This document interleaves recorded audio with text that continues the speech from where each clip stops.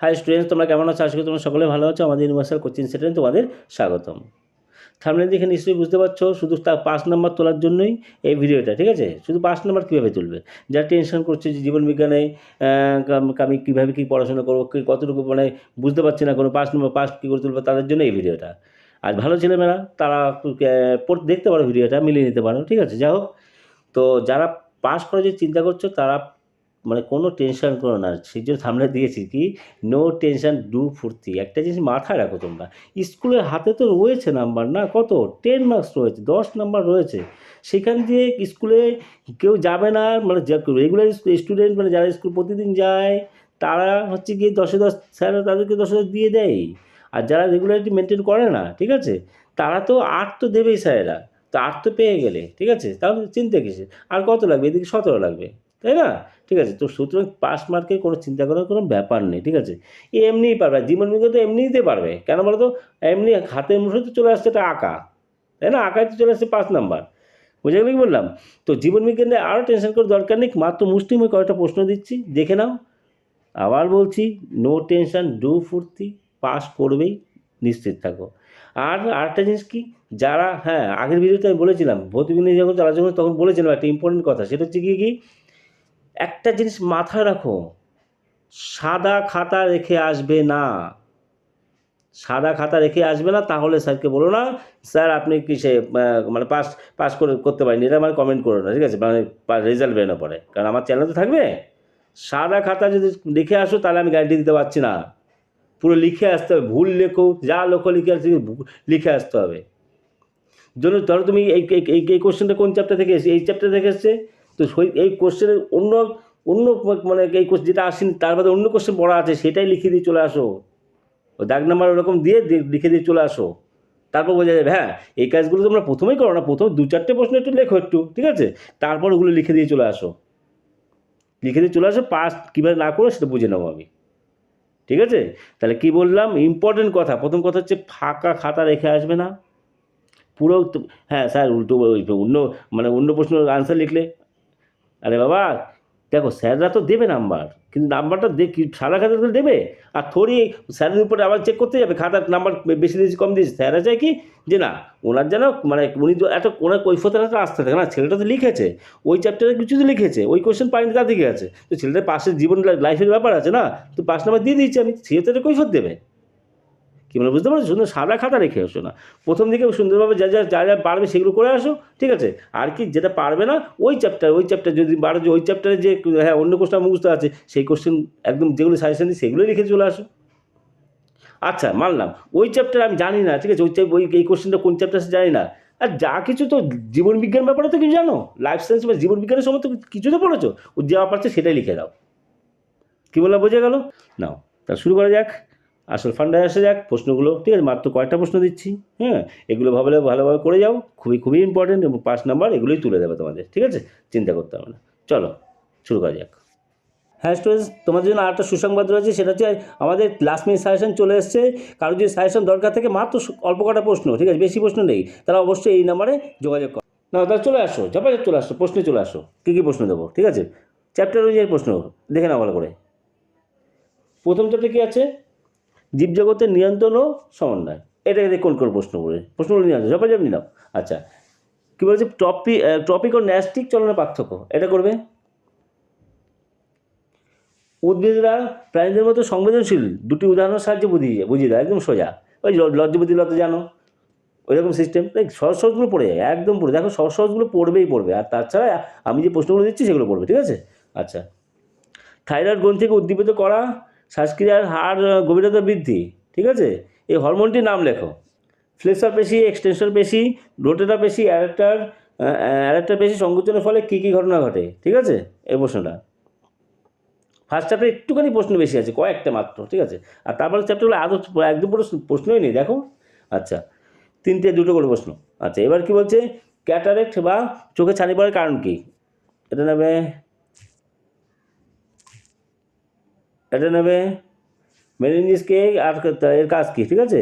আচ্ছা, এটা নেবে মাছের গমনে মায়োটোপেশি ও জোড়া পাখনার ভূমিকা লেখো, ঠিক আছে? এটা নেবে। আচ্ছা, এটা নিতে পারো নাও নিতে পারো, তোমাদের মর্জি। গ্যাংলিয়ন ও সাইন্যাপস কী, ঠিক আছে? হয়ে গেল ফার্স্ট চ্যাপ্টার এই কটা পড়ে যাও, যারা শুধু পাস করতে যাও কিন্তু ভালোভাবে বলছি কিন্তু, ঠিক আছে। আর এই কটা বললে পাস না, মোটামুটি 35-40 তো অবধারিত পাবেই, ঠিক আছে, অবধারিত পাবেই, তার থেকে বেশি নাম্বার পেয়ে যাও। 5 নাম্বার করার জন্য তোলার জন্য যেগুলো দিচ্ছি এগুলো দেখে যাও। আচ্ছা, জীবনের প্রবাহমানতা, এইটা চ্যাপ্টার দেখো। ফার্স্ট যে কোশ্চেনটা আসছে সেটা হচ্ছে ক্রোমোজোম কাকে বলে, হলো। আর ক্রোমোজোম ডিএনএ ও জিএনএর মধ্যে অন্তঃসম্পর্ক ব্যাখ্যা করো। আচ্ছা, তার আগে বলে দিই, এইখানে ম্যাক্সিমাম হচ্ছে 3 আর 2 মিলে যে 5 নাম্বারগুলো আছে না, 5 নাম্বার পাস করবে, যেটা করতে হয় 5টা, হ্যাঁ, যেটা করতে হয়, ঠিক আছে, সেটা হচ্ছে কি তোমার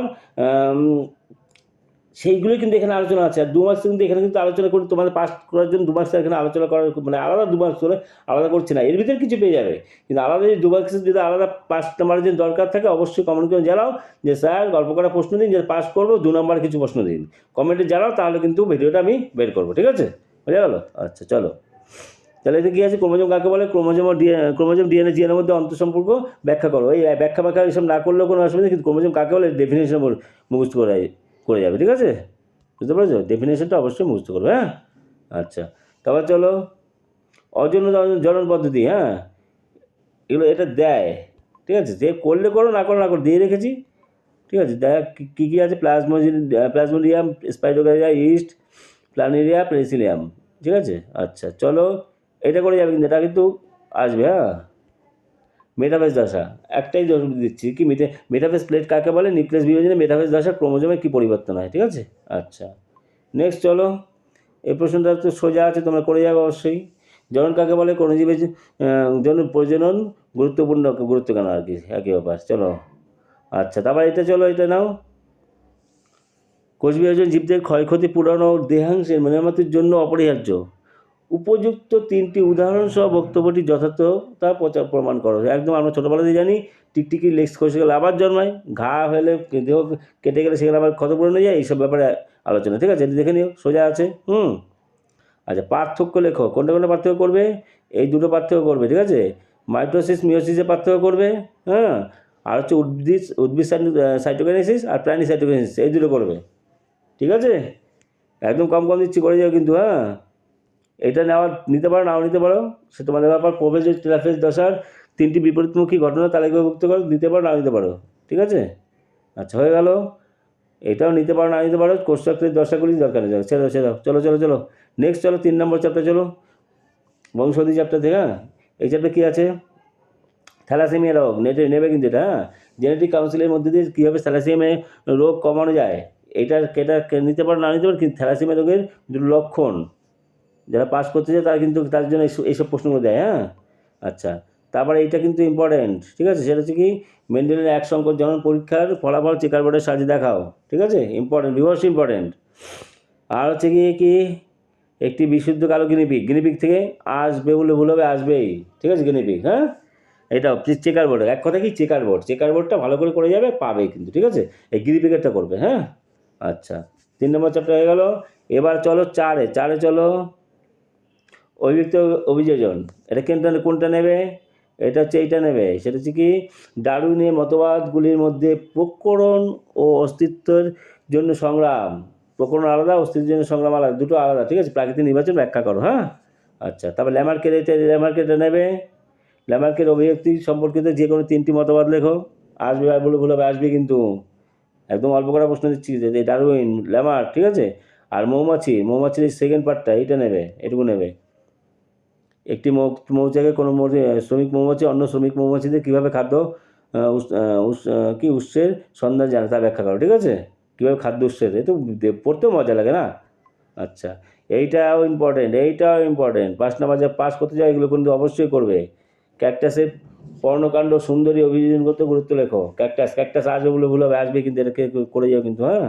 আচ্ছা, তারপর চলো, বিবর্তনের মুখ্য কারণগুলো পর্যায়ক্রমে চিত্র দেখো, এটা দেখো, ইম্পর্টেন্ট আছে, পারলে করবে, না পারলে না করবে, আর কি বলবার।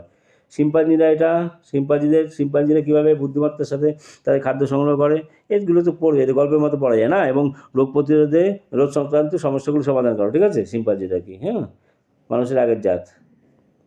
আচ্ছা, হনুমান শিম্পাঞ্জি সব। আচ্ছা, এবার কী বলছে, 5 নম্বর কী বলছে, পরিবেশ তার সম্পদে তার সঙ্গে, এই চ্যাপ্টার সম্বন্ধে কোনটা পড়বে, একটা মাটিতে নাইট্রোজেন আবদ্ধকরণ ও তা পরিবেশে মুক্তকরণে ব্যাকটেরিয়ার ভূমিকা কী? এটা নেবে। আচ্ছা, এটা নেবে নাইট্রিফিকেশান, অ্যামোনিফিকেশান, তারপরে হচ্ছে ডিনাইট্রিফিকেশান সাহায্যকারী একটি করে অণুজীবের নাম লেখো, শর্ট কোশ্চেন। হ্যাঁ, আচ্ছা, এবার দূষণ তো এমনি গল্পের মতো পড়ে যাবে। দূষণে আমি ছাড় দিয়ে সব করে পড়ো, ঠিক আছে? দূষণ হেবি ভালো জিনিস। তাই মানুষের বিলাসবহুল ও আরামদায়ক জীবনযাত্রার বায়ু দূষণের অন্যতম কারণ, উদাহরণসহ ব্যাখ্যা করো। এমনি পড়লে একবার পড়লেই যা লিখে চলে আসবে, ঠিক আছে? সে লাংস ক্যান্সার আছে তোমার অ্যাজমা, এদের সম্পর্কে লিখতে বলেছে। হ্যাঁ, বায়ু দূষণের ফলে মানবদের সৃষ্ট দুটি রোগের নাম কি? লাংস ক্যান্সার একটা হচ্ছে, আর হচ্ছে অ্যাজমা, এই দুটো সম্পর্কে লিখতে বলেছে। হলো বাস্তব তাত্ত্বিক বৈচিত্র্য কী হতো না লিখলে হবে, চলো ব্যাপার না ওটা। আচ্ছা, এবার এটা নেবে বাঘ, তারপরে হচ্ছে অ্যাক্সিঙ্গ আর কি, তো গন্ডার, কুমির ও রেড পান্ডা সংরক্ষণ কেন্দ্রগুলোর নাম। হ্যাঁ, আচ্ছা, এবার জলদূষণ, এই জলদূষণটা একবার গল্পের মধ্যে দেখে যাবে। জলদূষণ, ঠিক আছে? মানব স্বাস্থ্যের উপর জলদূষণের প্রভাব, মিষ্টি জলের উৎসগুলি কীভাবে দূষিত হচ্ছে। হ্যাঁ, সব শেষ করে দিলাম, যাও, সব চ্যাপ্টারে সব দেওয়া গেলো। এই কটা প্রশ্ন পড়ে যাও, 5 নাম্বার তো দূরের কথা, ভালো মার্কস পাবে, এটুকু বললাম, ঠিক আছে? হলো, কমেন্টটা নিয়ে পরে রেখে দিও, স্যার ভিডিওটা ভালো হয়েছে, কিন্তু লাইকটা করো। অ্যাটলিস্ট প্রশ্নগুলো দিলাম।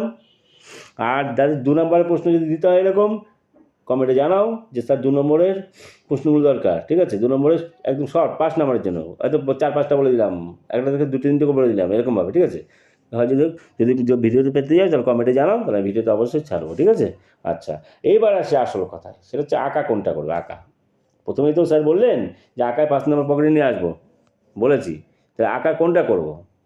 আঁকা হচ্ছে গিয়ে চোখ তো মানে চলে এসছে 200% শিওর, ঠিক আছে? তবুও দুটো করে নাও, একটা হচ্ছে চোখ আর হচ্ছে প্রতিবদ্ধ চাপ, ঠিক আছে? এই দুটো করে যাও। বুঝে গেল কি বললাম? যাই হোক, সব শেষ করে দিলাম, পুরোপুরি একদম শেষ করে দিলাম। বাকি থাকলে 2 নম্বর প্রশ্ন আলাদাভাবে যদি পেতে যাও, আবার বলছি কমেন্টে জানাও, তাহলে যদি দেখি বেশি কমেন্ট এসছে তাহলে কিন্তু ভিডিও ছাড়বো, ঠিক আছে? যাক, ভিডিওটা কেমন লাগলো? ভালো লাগলেও মানে কমেন্টে জানাও, আর ভালো না লাগলেও কমেন্টে জানাও যে স্যার, আমার কোনো ব্যাপার নেই, অসুবিধা নেই, আমাদের চ্যানেলে কোনো অসুবিধা নেই, জানাও না, জানাতে পারে, যার মন্তব্য না, কমেন্ট মানে মন্তব্য করতেই পারে, কোনো ব্যাপার না। আর ভালো লাগলে অবশ্যই লাইক শেয়ার করো, ঠিক আছে? আর কি, আর হচ্ছে গিয়ে যারা নতুন আসছে চ্যানেলে তারা অবশ্যই সাবস্ক্রাইব করো, ঠিক আছে? এটা তোমাদের সুবিধার্থে বলছি সাবস্ক্রাইব করার জন্য, কারণ যখনই ভিডিও ছাড়বো নোটিফিকেশন যাবে তোমাদের কাছে। যাই হোক, tata, take care, bye bye, দেখা হবে নেক্সট ভিডিওতে। Tata, bye by.